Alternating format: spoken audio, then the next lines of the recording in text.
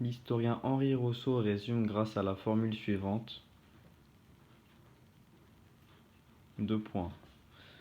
Vichy, virgule, un passé qui ne passe pas. Ferme les guillemets. La difficulté pour l'État français à reconnaître sa responsabilité dans la déportation des Juifs de France pendant la Seconde Guerre mondiale, mais aussi surtout le rapport des Français à ce passé. Point. Les relations entre l'histoire et les mémoires sont à la fois complémentaires et conflictuelles. Point virgule. Elles ne sont pas de même nature, virgule, notamment dans le cadre de la Seconde Guerre mondiale. Point. À la ligne. En effet, virgule, ce sont deux notions distinctes, avec d'un côté, virgule, l'histoire qui est la science humaine qui étudie les faits du passé en les justifiant à l'aide de témoignages ou de sources variées. Point virgule. Elle a pour finalité de tendre vers l'objectivité en tentant d'expliquer le passé. Point. De l'autre, virgule, il y a la mémoire qui représente un ensemble de souvenirs des événements du passé qu'une communauté a retenus, virgule. Ce qui souligne donc la subjectivité des mémoires, virgule.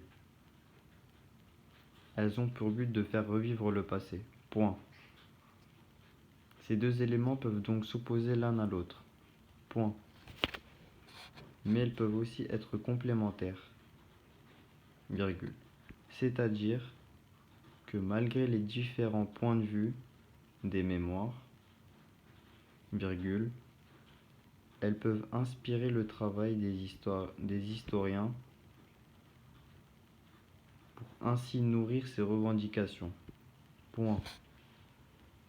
Cependant, virgule, l'historien a toujours le choix entre accepter ou refuser d'aider les témoins des mémoires. Point. À la ligne. Dans le cas de la Seconde Guerre mondiale en France, il y a une diversité des mémoires car ce pays a été témoin et acteur de nombreux événements. Deux points. Occupation allemande, point virgule, résistance, point virgule, le régime de Vichy et sa responsabilité dans l'importation des Juifs d'Europe, point virgule, la société de travail obligatoire, STO, etc. Cette diversité explique la difficulté des rapports entre les acteurs de mémoire, virgule, les historiens, virgule, l'opinion publique et la société dans son ensemble. Point. On remarque une évolution entre ces rapports au fil du temps. Point. À la ligne. Nous pouvons nous demander, virgule, comment les mémoires de la Seconde Guerre mondiale émergent-elles et comment deviennent-elles des objets d'étude pour les historiens de 1945 à nos jours. Point d'interrogation. Pour répondre à cette problématique, virgule, nous allons dans un premier temps étudier les mémoires héroïques dans l'immédiate après-guerre, avant de nous pencher sur l'émergence de nouvelles mémoires et de la remise en cause des mémoires héroïques. Point. Et enfin, nous allons étudier le travail qu'élabore l'historien sur les mémoires de la Seconde Guerre mondiale. Point. Première partie. Dans cette étude, virgule, nous allons principalement nous appuyer sur le cas de la France. Point. Les mémoires héroïques françaises représentent en quelque sorte les mémoires des résistants. Point.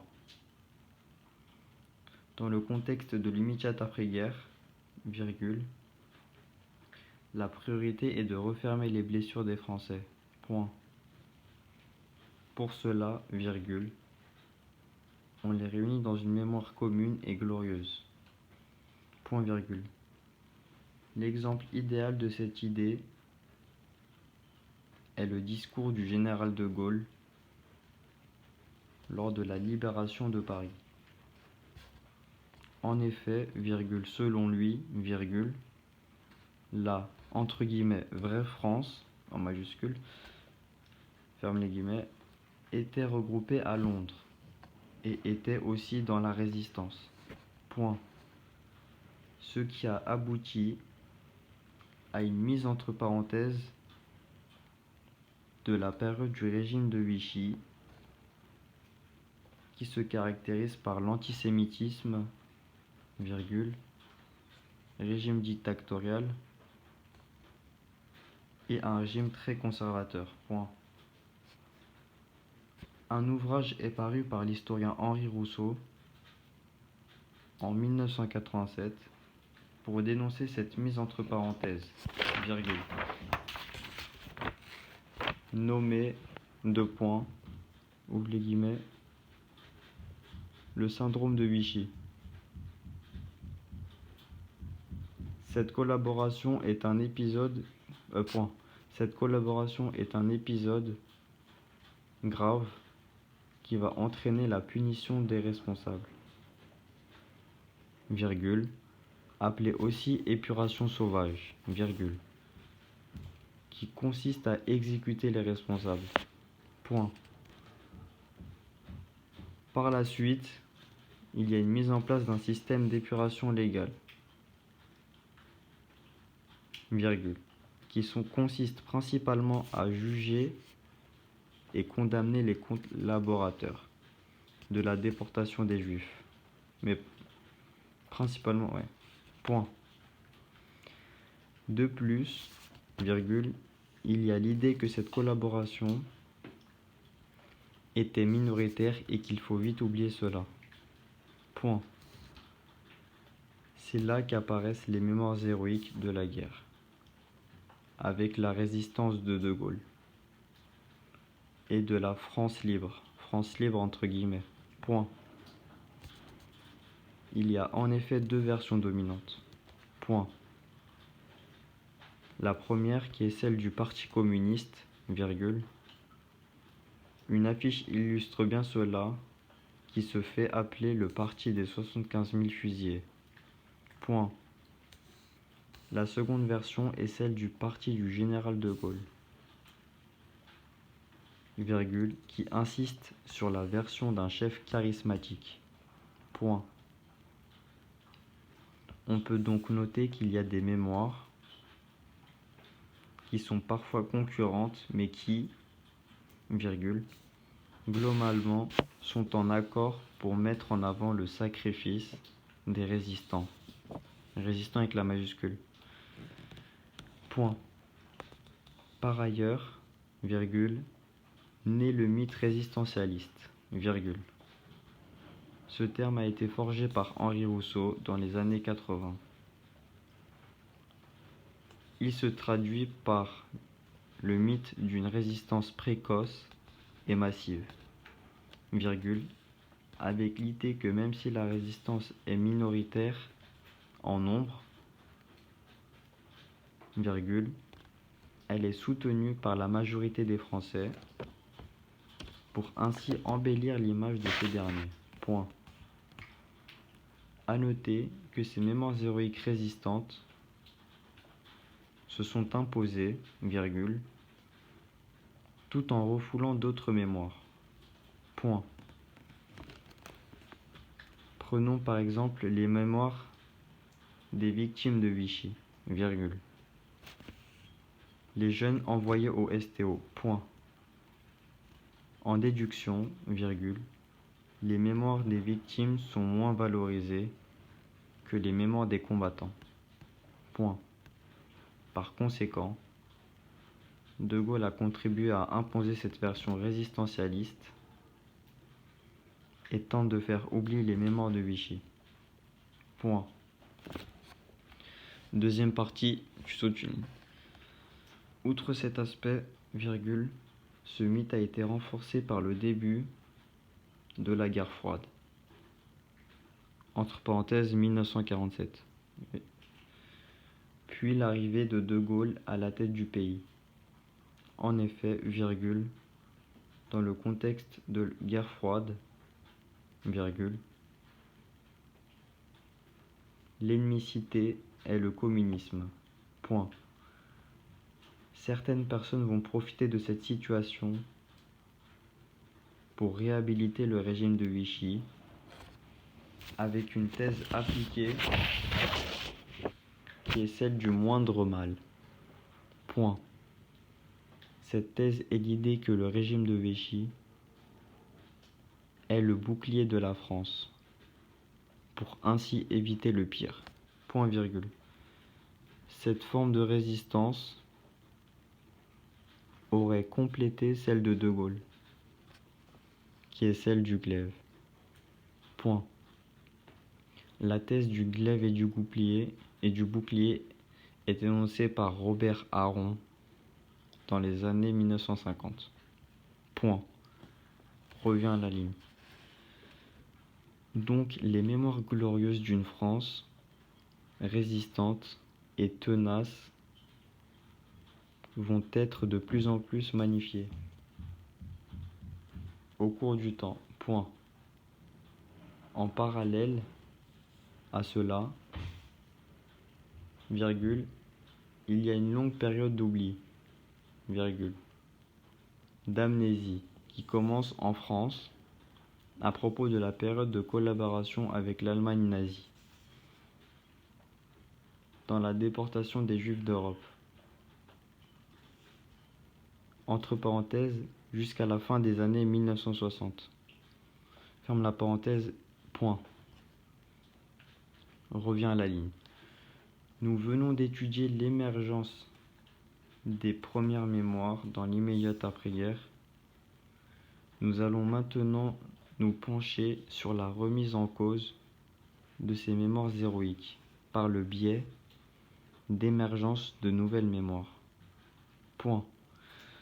Revient à la ligne, et là c'est la deuxième vraie partie.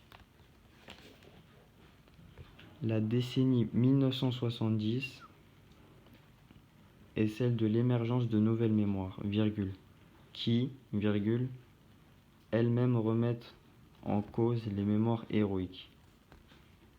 Suite à la disparition du général de Gaulle en 1970.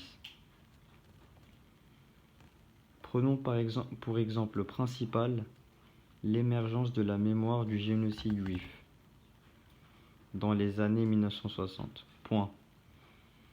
En nous appuyant sur les travaux d'Annette A-N-N-E-T-T-E Wierourka W-I-E-I-R-O-R-K,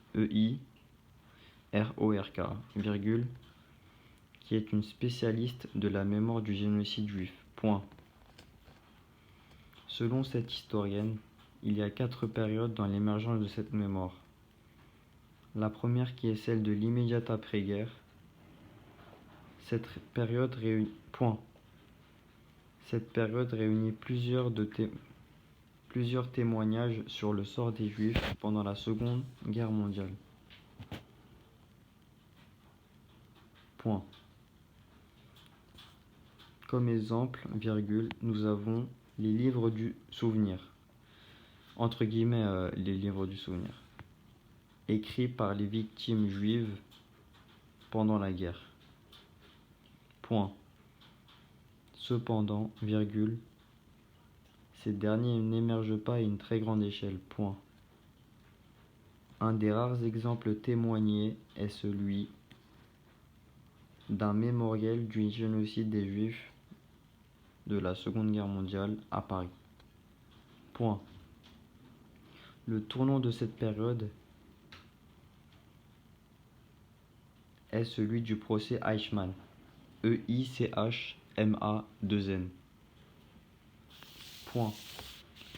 En effet, en 1961, a eu lieu ce procès qui marque le début de la seconde période d'émergence de cette mémoire. Point.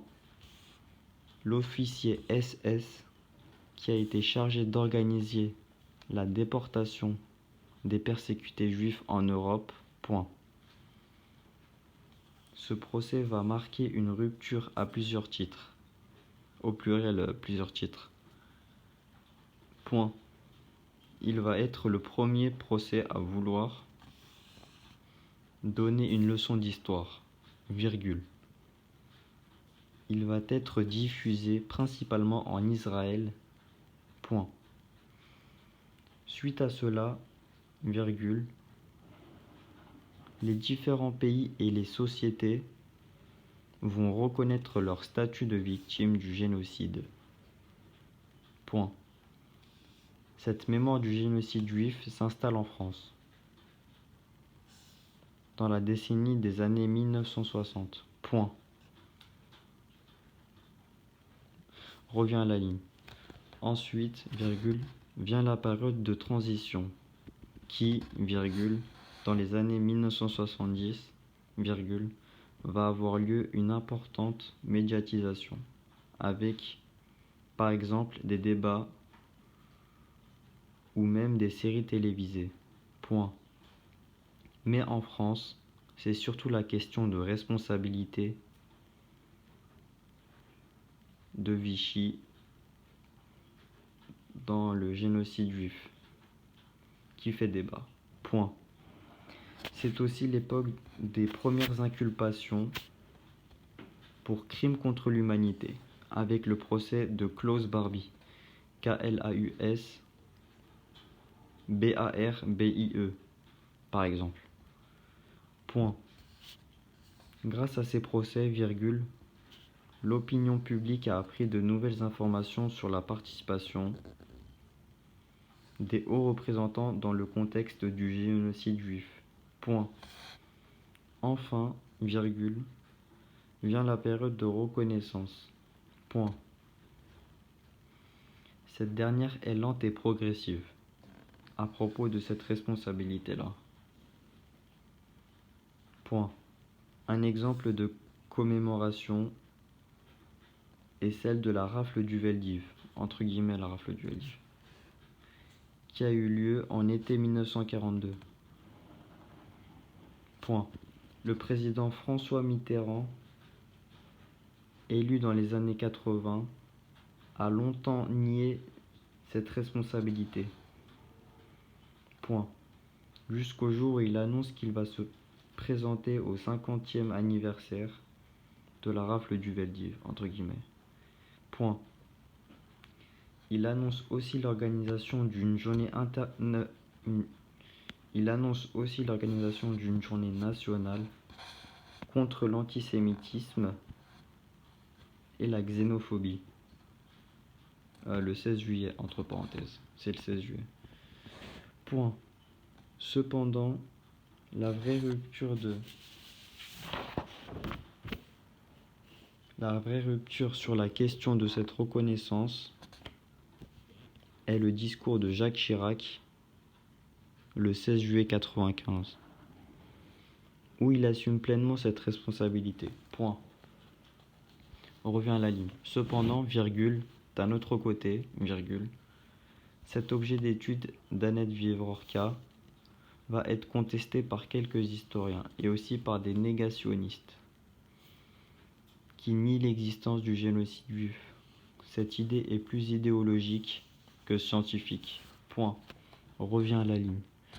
De plus, virgule, à partir des années 70, virgule, va avoir lieu la remise en cause du mythe résistentialiste de Gaulle,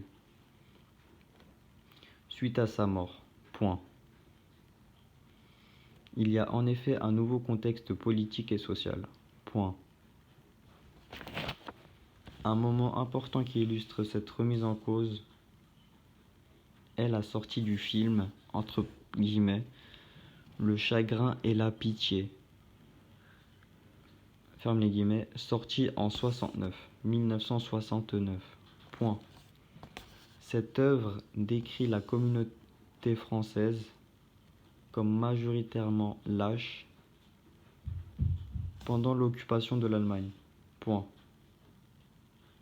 Ce qui va influencer beaucoup de débats car ce film dénonce les Français loin d'une image de résistance précoce. Point. Revient à la ligne. Il y a aussi l'œuvre d'Henri Rousseau dans le syndrome de Vichy, entre guillemets le syndrome de Vichy, qui étudie dans la société française le souvenir du régime de Vichy. Point. Donc, virgule, ces œuvres vont aboutir lentement à la reconnaissance de la responsabilité du génocide juif. Point. Revient à la ligne. Nous venons de nous pencher sur l'émergence de nouvelles mémoires et de la remise en cause des mémoires héroïques. Point. Nous allons maintenant étudier le travail des historiens sur les mémoires de la Seconde Guerre mondiale. Point. Troisième partie, la ligne.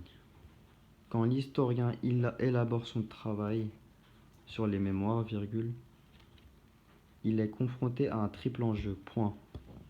Le premier qui est celui de la confrontation avec les témoins dont certains sont encore en vie, virgule. De plus, virgule, il y a la prise en compte de la subjectivité des témoignages. Point, virgule. C'est une question de point de vue. Point. Le second enjeu auquel il est confronté est, virgule, la nature des événements de la Seconde Guerre mondiale, qui lui pose donc des difficultés, virgule, notamment sur la question du génocide juif. Point. Le dernier enjeu est le fait qu'il y a une forte instrumentalisation des mémoires, virgule. Pour des raisons politiques et idéologiques, il y a donc une nécessité de résister au devoir de mémoire. Entre guillemets, devoir de mémoire. Le travail des historiens, il y a un point. Le travail des historiens consiste à étudier des témoignages, virgule. C'est leur source principale d'information. Ils doivent ensuite recouper entre les témoignages, les trier et aussi les confronter à d'autres sources. Point. On peut noter aussi une relation entre l'historien et le témoin, qui est conflictuelle, car le témoin ne sont pas les mieux placés pour dire la vérité, virgule, car ils ont une vision déformée des choses. Point. En effet, virgule, la raison est qu'ils ont vécu des événements selon leur point de vue et non de manière globale. Point. On revient à la ligne. On peut noter des spécificités du travail des historiens, virgule, qui sont de lutter contre le négationnisme, virgule, c'est-à-dire nier les faits du passé, virgule, et aussi contre le révisionnisme, virgule, ceux qui remettent en cause cette idée-là. Point. L'idée principale de l'historien est d'acquérir des informations incontestables. Point. L'historien est par ailleurs confronté au devoir de mémoire. Point. Ce dernier se développe à partir des années 1980. Point. Car les nouvelles générations doivent se souvenir des faits du passé. Point. On parle là d'hypermnésie, qui est un phénomène de surmédiatisation de certaines mémoires. Point. Ce devoir de mémoire est cependant critiqué par beaucoup d'historiens, car pour eux, l'historien n'a pas à être au service de ce devoir-là. Point. Il y a de plus, virgule, la question de participation au procès d'accusés qui est contestée et a fait l'objet de débats. Car d'un côté, virgule, les historiens, comme par exemple, entre parenthèses, Henri Rousseau, Robert Paxton, 3 petits points, sont les plus compétents pour replacer la situation dans son contexte. Point. De l'autre côté, virgule, certains sont contre, car pour eux, l'historien n'a pas pour rôle de juger les faits passés. Point. Saute une ligne, conclusion. Pour conclure, l'historien et les mémoires de la Seconde Guerre mondiale, depuis 1945, sont deux notions. Pour conclure, virgule, l'historien et les mémoires de la Seconde Guerre mondiale, depuis 1945, sont deux notions étroitement liées, virgule. Elles sont à la fois communes et distantes. Point. Après la Seconde Guerre mondiale, les historiens ont participé à la diffusion de mémoires héroïques, virgule, avec une France résistante et magnifiée, virgule, réprimant les mémoires qui sont moins valorisantes.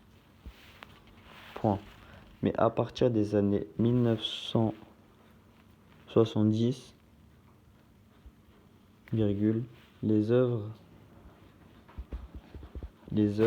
travaux de l'historien remettent en cause le mythe résistentialiste. Point.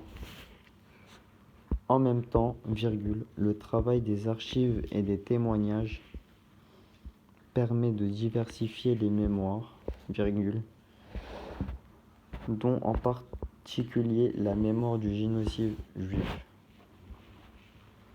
Mais, virgule, la présence d'actes commémoratifs, au pluriel, a un risque d'hypermnésie